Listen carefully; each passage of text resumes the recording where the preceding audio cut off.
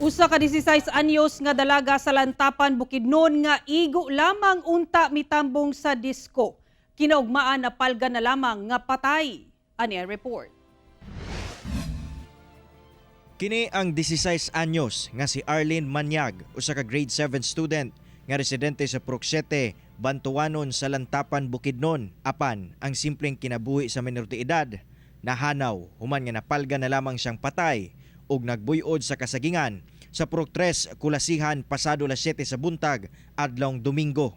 Si Arlene dili na maitsura ang dagway human nga nabungkag ang baba niini nga gituhuang gibunalan og gahi nga butang. Sumala sa investigasyon nga gilusad sa kapulisan, nasayran nga ulahing nakita sa saksi ang biktima pasado alas 11 sa gabi sa Kulasihan Covered Court gikan sa usa ka disko. Human niadto wala na makita pa ang biktima. Pagkubi sa ato ang investigador sa cellphone no sa maong biktima sa naaduna po'y pagtugot pod sa iyang inahan o sa ilahang paghimo sa investigation.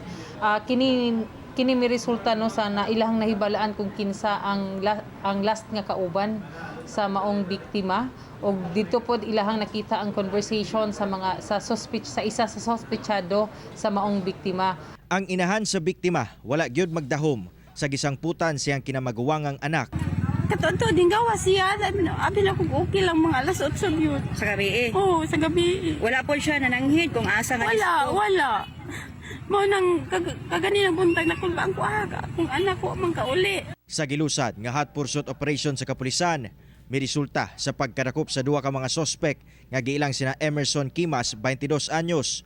Diyang giimbestigahan ang sospek, gilayong gitug-an niini ang laing kauban niya nga si Romnick Paga, 18 anyos, nga nadakpan gilayon sa otoridad. But we are still conducting investigation. Nag-request kita og kining seminal swab sa maong biktima aron mahibalaan nato kung naabay pagpanglugos gid nga hitabo. But so far we cannot establish pa nga adunay pagpanglugos.